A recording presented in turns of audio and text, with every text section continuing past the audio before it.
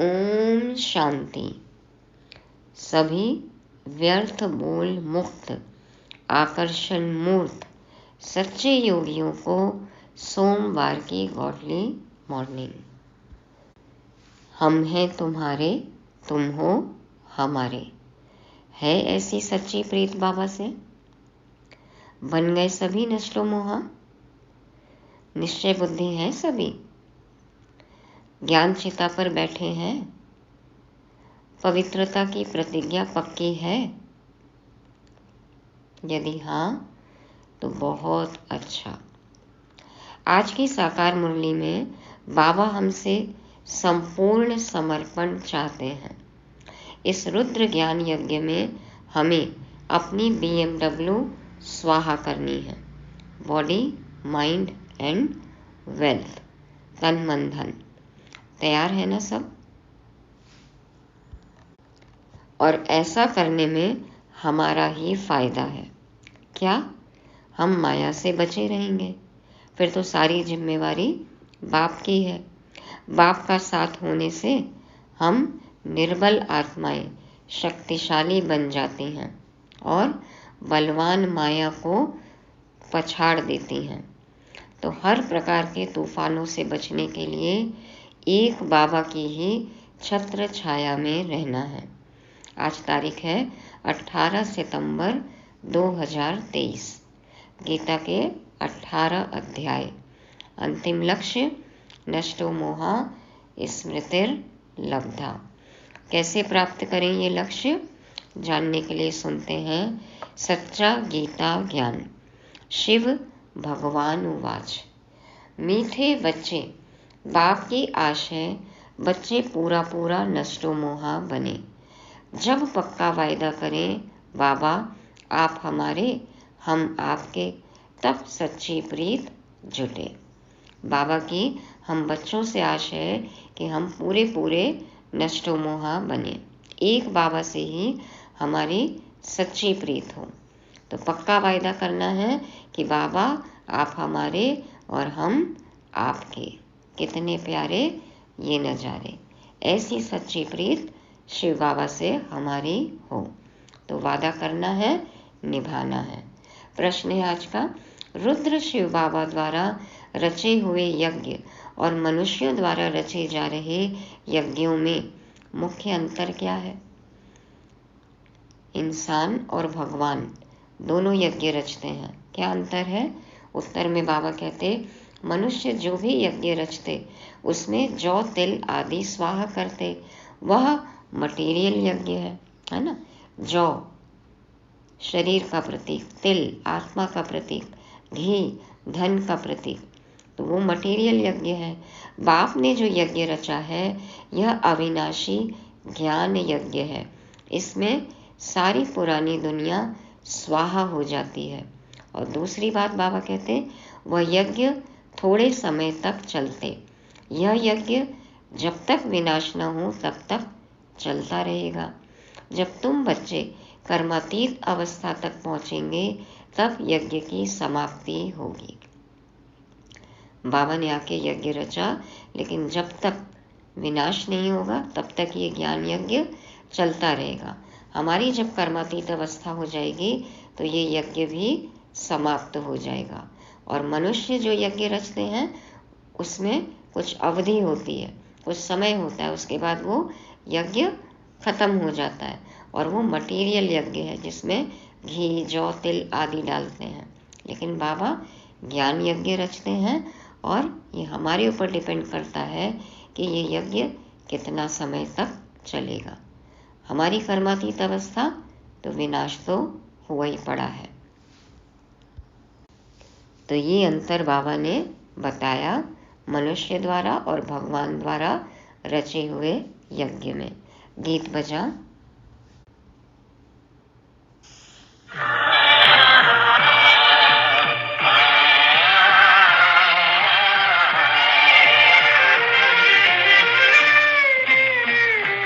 निर्बल से लड़ाई बलवान की, निर्बल से लड़ाई बलवान की, ये कहानी है दिए तूफान की। ये कहानी है दिए की और तूफान की।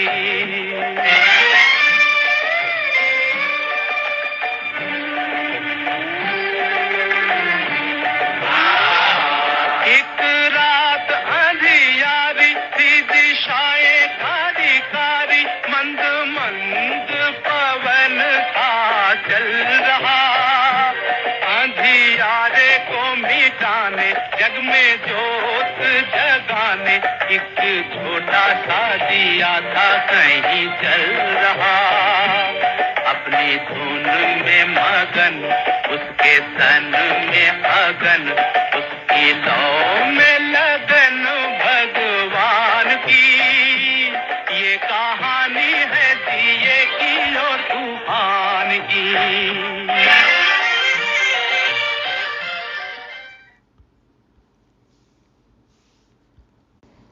ओम शांति। अभी यह बच्चे जानते हैं कि इनको पाठशाला भी कहेंगे और ज्ञान यज्ञ भी कहेंगे। पाठशाला के हिसाब से एम ऑब्जेक्ट तो जरूर चाहिए। अभी यह यज्ञ का यज्ञ भी है और पाठशाला भी है। यह रुद्र ज्ञान यज्ञ है। वे लोग इनकी कॉपी करते हैं, मटेरियल यज्ञ रचते हैं। हमें तन मन धन स्वाहा करना है और वो जौ तिल और घी डालते हैं, उनमें जौ तिल आदि की आहुति डालते हैं।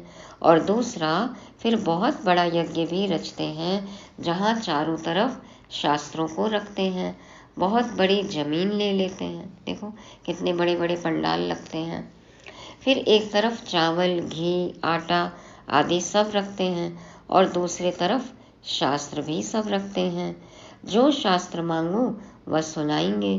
फिर वहाँ यज्ञ में स्वाहा भी करते रहते। कहते हैं ना स्वाहा स्वाहा। तो बाप कहते हैं यह रुद्र तो मेरा नाम है। कहते भी हैं रुद्र भगवान ने ज्ञान यज्ञ रचा था, इसका नाम पड़ गया रुद्र ज्ञान यज्ञ।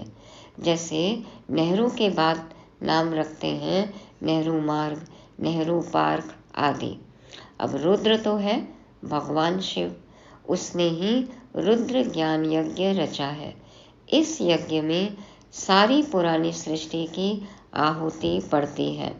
यह कोई की बुद्धि में थोड़े ही होगा। भगवान जो यज्ञ रचे उसमें दुनिया विनाश होगी, ये तो कोई सोच भी नहीं सकता।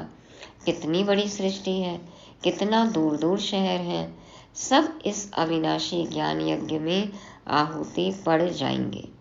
पुरानी दुनिया का विनाश तो जरूर होना है, फिर नई दुनिया बनेगी।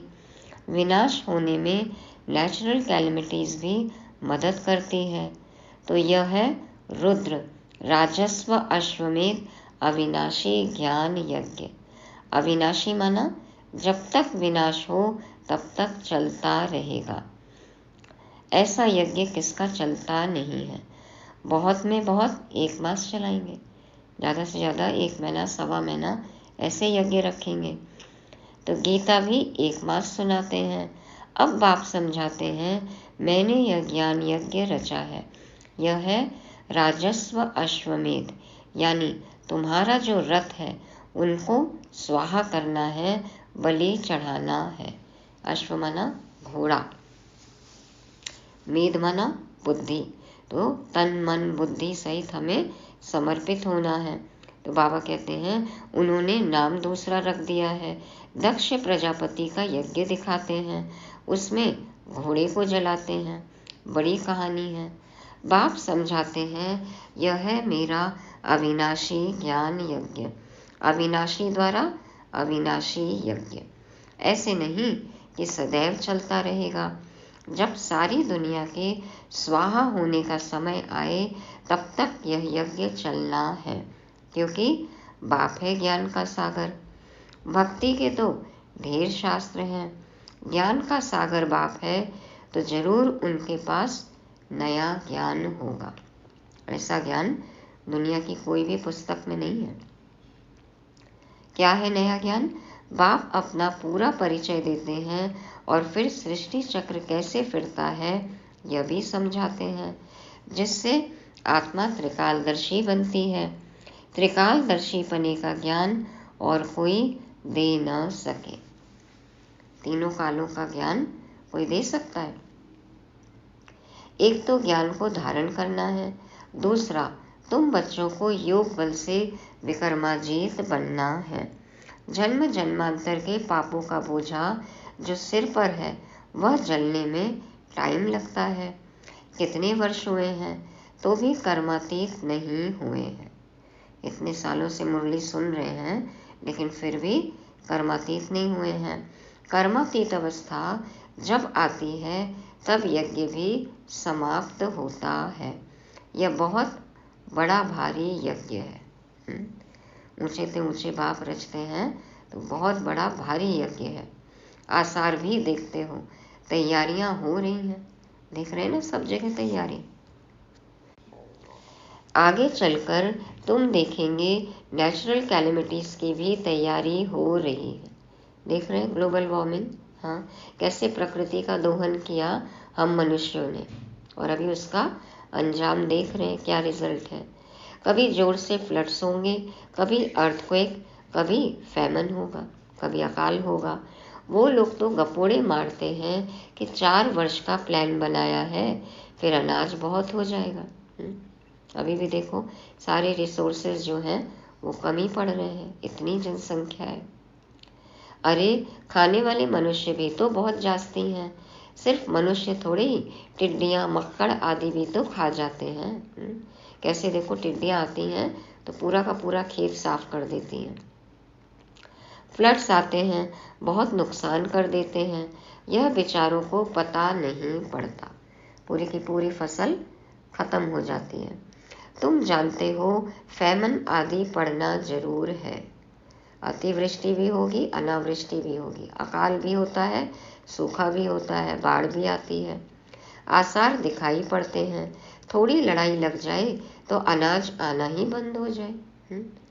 एक्सपोर्ट इंपोर्ट का काम देखो सब ठप्प पड़ जाता है आपसी लड़ाई में। अनाज इधर उधर जाना बंद। अभी तो देखो दूध की कितनी समस्या हो रही है। तो बाबा कहते हैं आगे लड़ाई में कितने स्टीमर्स डूबे थे, 1-2 का बहुत नुकसान किया था।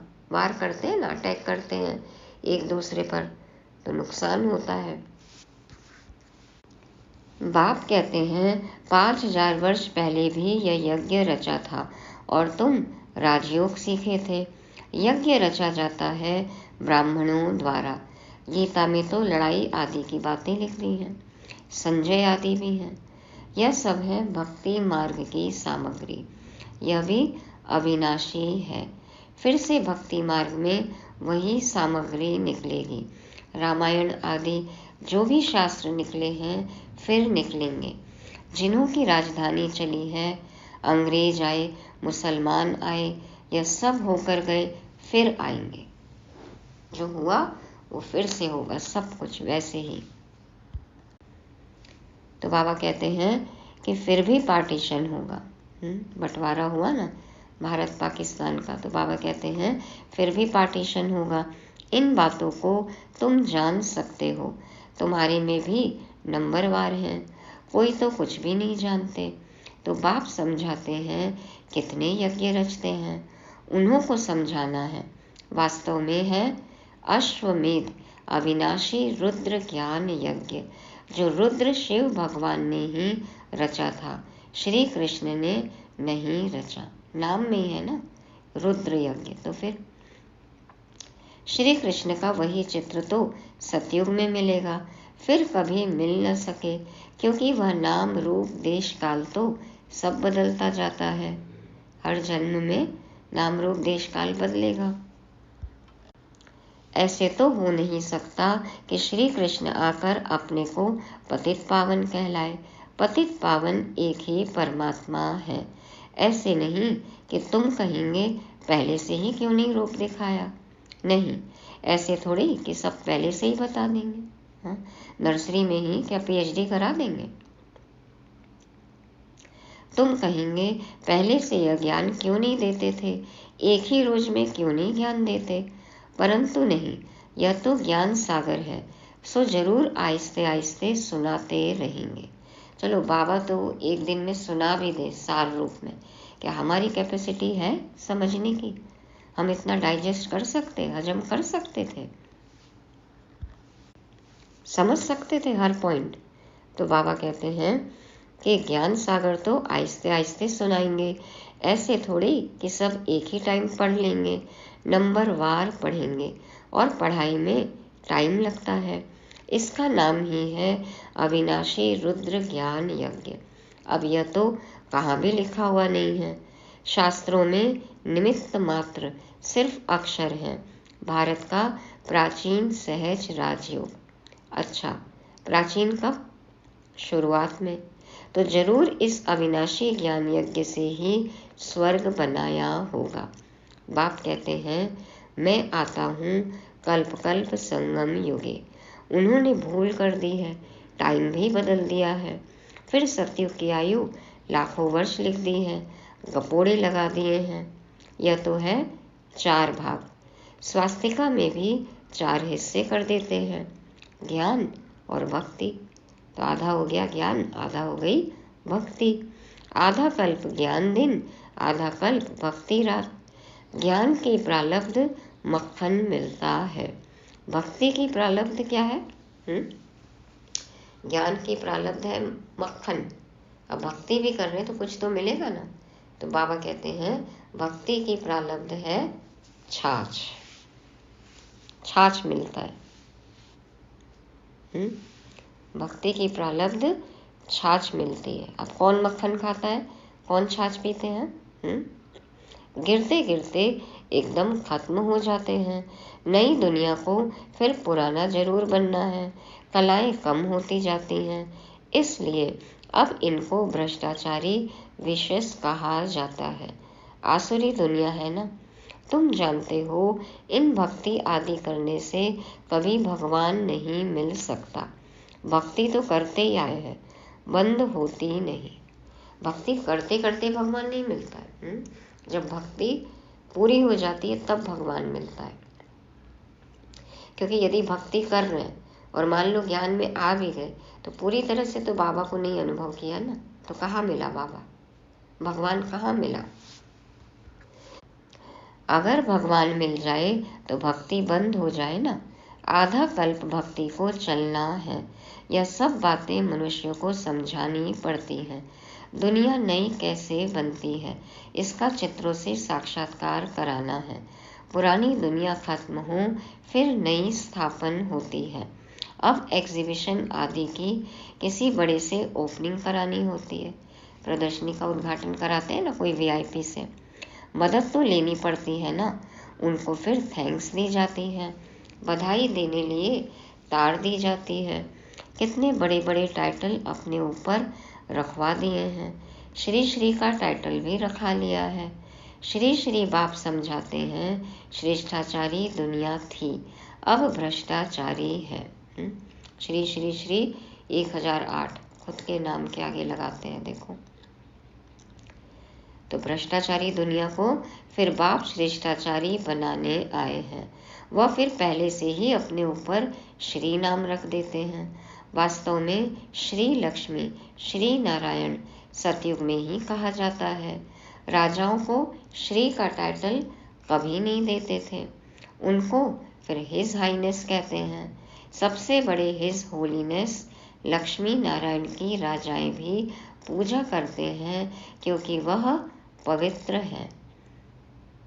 श्री लक्ष्मी श्री नारायण की पूजा पतित राजाएं, द्वापर के राजाएं भी करते। क्यों करते? क्योंकि वो पवित्र है। श्री लक्ष्मी श्री नारायण खुद पतित हैं। पावन राजाओं को हिज होलीनेस कहा जाता है। अभी तो हिज हाईनेस के बदले बहुत टाइटल सबको दे देते हैं, श्री श्री कहते रहते हैं। अभी बेहद का बाप तुमको श्री बना रहे हैं। नई दुनिया कैसे स्थापन होती है चित्रों पर ही समझा सकते हैं। हम भ्रष्टाचारी से श्रेष्ठाचारी बनाने की सेवा करते हैं। आप ओपनिंग करो। उन्हें समझाना चाहिए कि सेकंड में जीवन मुक्ति गाया हुआ है ना। समझाने वाला बड़ा एक्टिव होना चाहिए, फुर्त होना चाहिए। क्योंकि किसी को भी समझाएं तो कोई पलट के सवाल पूछ सकते हैं ना, तो समझा हुआ होगा तो बहुत जल्दी जवाब देंगे, हाजिर जवाब होना चाहिए, फुर्ती से समझाना चाहिए। मिलिट्री वाले कितने टिप टॉप रहते हैं, हाँ? अब भगवान के बच्चे हैं तो हमें भी तो एकदम टिप टॉप रहना चाहिए ना, अलर्ट।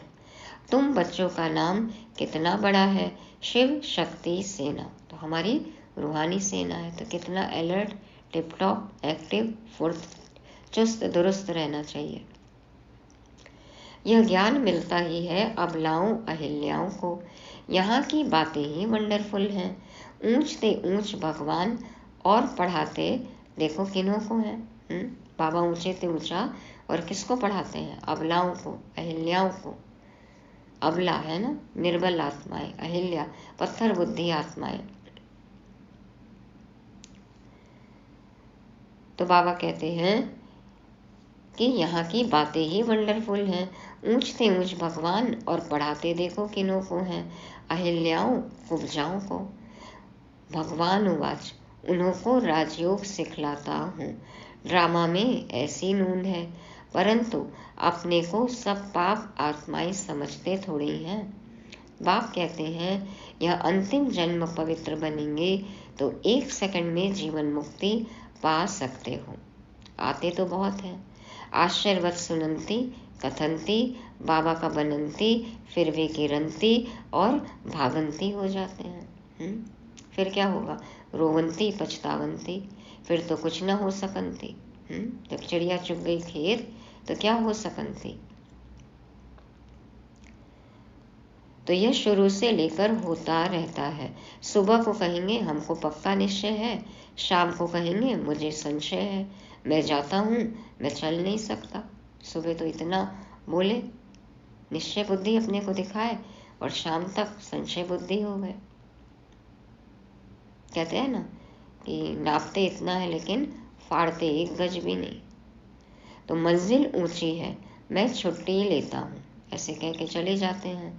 ड्रामा की भाभी बाप को फारकती दे देते हैं, छोड़ देते हैं। माया इतनी प्रबल है जो चलते चलते थप्पड़ लगा देती है। किस रूप में माया आ जाती है पता ही नहीं। बच्चे कहते हैं बाबा माया को कहो थोड़ी नर्म हो जाए। बच्चे कहते हैं कि माया नर्म हो जाए। बाबा कहते मैं तो माया को कहता हूँ खूब गर्म हो। क्यों, ऐसा क्यों कहते बाबा? क्योंकि बाबा कहते हैं ना माया जो है अच्छे से पेपर लेगी, जितनी ऊंची परीक्षा देंगे उतना ऊंचा पद मिलेगा। इसलिए बाबा कहते हैं माया को खूब परीक्षा लो मेरे बच्चों की। तो बाप कहते हैं खबरदार रहना, ऐसे नहीं कि माया थप्पड़ मार दे और तुम फंस पड़ो। तुम मांगते ही हो जनक मिसल गृहस्थ व्यवहार में रहते जीवन मुक्ति पाए। बाप कहते हैं 1 जन्म पवित्र बनो तो तुम स्वर्ग के मालिक बनेंगे। मनुष्यों की जहर से कितनी दिल है, विष से, विकार से। कितना प्रेम है, कितना अच्छा लगता है विकार, चलते चलते गिर पड़ते हैं। हम शादी करना नहीं चाहते तो गवर्नमेंट कुछ नहीं कर सकती है। अपनी जीवन का फैसला है, सरकार क्यों हस्तक्षेप करेगी? कोई दखल अंदाजी नहीं, आपकी चॉइस है पवित्र रहना है तो। समझा सकते हैं कि हम पतित बने ही क्यों जो पुजारी बन सबके आगे सिर झुकाना पड़े। मैं कुमारी हूँ तो सब मेरे आगे सिर झुकाते हैं, तो हम क्यों ना पूज्य रहें। देखो मम्मा ने कोर्ट में कहा ना कि जब पुरुषों को हक है तो हम महिलाओं को क्यों नहीं है। बेहद का बाप कहते हैं कि पवित्र पूज्य बनो। एक ही राजयोग का इम्तिहान है, कितने चढ़ते और गिरते हैं। हर एक अपना अपना पार्ट बजाता है, रिजल्ट फिर भी वही रहेगी जो कल्प पहले हुई होगी। कल्प पहले जैसा ही हम पुरुषार्थ करेंगे और वही रिजल्ट होगी। तो अपने आप नहीं होगा ना, करना पड़ेगा। हमें क्या पता हमने कैसा किया था, अब जैसा करेंगे नूंद होती जाएगी। तो बाबा कहते हैं कि रिजल्ट फिर भी वही रहेगी जो कल्प पहले हुई होगी। यह ड्रामा है, हम एक्टर्स हैं। पूरा नष्टो मोहा बने तब बाप से पूरी प्रीत जुटे। एक बाबा से ही मोह होगा, प्रीत होगी, तभी तो अच्छा पुरुषार्थ कर सकते हैं, ऊंच पद पा सकते हैं। तो बाबा बस हम तो आपको ही याद करेंगे, आपसे वर्षा लेकर ही छोड़ेंगे, ऐसी प्रतिज्ञा करनी पड़े, तभी स्त्री पुरुष दोनों पवित्र बन स्वर्गधाम जा सके। दोनों ही ज्ञान चिता पर बैठ जाएंगे, ऐसे बहुत जोड़े बनेंगे, फिर जल्दी जल्दी झाड़ बढ़ना शुरू हो जाएगा। तो ये तो साकार मुरली। उसके बाद देखो कितने युगल आए हैं ना, कितने पवित्र रहते हैं, कितने बच्चे बढ़ गए बाबा के। तो बाबा कहते हैं ज्ञान चिता पर सब बैठे, पवित्र रहें, तो जल्दी जल्दी झाड़ बढ़ना शुरू हो जाएगा। हो ही गया है, बढ़ ही रहा है, और पुरुषार्थ करना है हमें, और कर्मातीत अवस्था को प्राप्त करना है, तब तो ये यज्ञ पूरा होगा ना। अच्छा, मीठे मीठे सिक्के लदे बच्चों प्रति माता पिता बाप दादा का याद प्यार और गुड मॉर्निंग। रूहानी बाप की रूहानी बच्चों को नमस्ते। हम रूहानी बच्चों की रूहानी बाप दादा को याद प्यार, गुड मॉर्निंग और नमस्ते। शुक्रिया बाबा, शुक्रिया। धारणा के लिए मुख्य सार, पहला पॉइंट, इस अविनाशी ज्ञान यज्ञ में अपने इस रथ सहित सब कुछ स्वाहा करना है। सर्विस के लिए बहुत बहुत चुस्त और फुर्त बनना है। दूसरा, माया कितनी भी गर्म हो, सावधान रह उसके थप्पड़ से स्वयं को बचाना है, घबराना नहीं है। वरदान है, दया भाव को धारण कर सर्व की समस्याओं को समाप्त करने वाले मास्टर दाता भव। दया भाव को धारण कर सर्व की समस्याओं को समाप्त करने वाले मास्टर दाता भव। बाप दादा समझाते हैं, जिन आत्माओं के भी संपर्क में आते हो, चाहे कोई कैसे भी संस्कार वाला हो, अपोजिशन करने वाला हो, स्वभाव के टक्कर खाने वाला हो, क्रोधी हो, कितना भी विरोधी हो, आपकी दया भावना उसके अनेक जन्मों के कड़े हिसाब किताब को सेकंड में समाप्त कर देगी। आप सिर्फ अपने अनादि आदि दातापन के संस्कारों को इमर्ज कर दया भाव को धारण कर लो, तो ब्राह्मण परिवार की सर्व समस्याएं समाप्त हो जाएंगी। यदि हमें अपने ब्राह्मण जीवन में भी कोई समस्याएं लगती हैं, कोई भी आत्मा क्रोधी है, विरोधी है, कैसे भी संस्कार वाली है, हमारा अपोजिशन कर रही है, स्वभाव उनसे हमारा टक्कर खा रहा है, बाबा कहते हैं आपको क्या करना है, सिर्फ दया भाव जागृत करना है, अपने आदि अनादि संस्कारों को इमर्ज करना है। तो कितना भी कड़ा हिसाब किताब होगा आपस का, तो 1 सेकंड में खत्म हो जाएगा। हमें क्या करना है, मास्टर दाता बन के दया का दान देना है, और सारे हिसाब किताब 1 सेकंड में समाप्त। स्लोगन है, अपने रहमदिल स्वरूप व दृष्टि से हर आत्मा को परिवर्तन करना ही पुण्यात्मा बनना है। अपने रहमदिल स्वरूप व दृष्टि से हर आत्मा को परिवर्तन करना ही पुण्यात्मा बनना है। कोई कैसा भी हो, हमें क्या पुण्य करना है सब पर, रहम की भावना हो, दया की भावना हो, तो रहम और दया की दृष्टि से ही देखना है, वो आत्मा अपने आप परिवर्तित हो जाएगी। तो वरदान और स्लोगन मिलता जुलता, तो रहम और दया की भावना हो, ऐसे पुण्यात्मा, ऐसे मास्टर दाता हमें बनना है। तो ये थी आज की मुरली। रिवाइज करने के लिए पहला पॉइंट है नष्टो मोहा। बाबा ने कहा पूरा पूरा नष्टो मोहा बनना है, सच्ची प्रीत एक बाप से हो। और दूसरा, ये राजस्व अश्वमेध अविनाशी रुद्र गीता ज्ञान यज्ञ है, तो इसमें हमारी जल्दी से जल्दी कर्मातीत अवस्था हो, ताकि विनाश हो और हम नई दुनिया में पहुंच जाएं। तीसरा, बाबा ने कहा कि हम रूहानी सेना है, तो हमें टिप टॉप फुर्त और अलर्ट रहना है, एक्टिव रहना है। चौथा, सब कुछ स्वाहा करना है, भगवान के द्वारा रचा हुआ यज्ञ है, तो मनसा वाचा कर्मणा संपूर्ण बलि चढ़ जाना है। और पांचवा, पुण्यात्मा बनना है। दया और रहम भाव सबके प्रति, कोई कैसा भी हो। ओम शांति।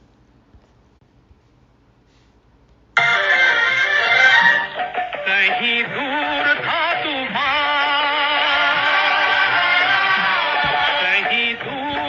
तूफान, दिए से था बलवान, सारे जग को मचलने मचल रहा। ढाल हो या पहाड़, गेहूं पल में उखाड़, सोच सोच के जमीन पे था उछल रहा। देख नन्हा सा दिया, उसने हमला किया।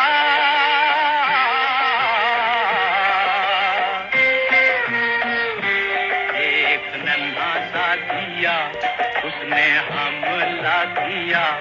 अब देखो लीला विधि के विधान की, ये कहानी है दिए की और तूफान की।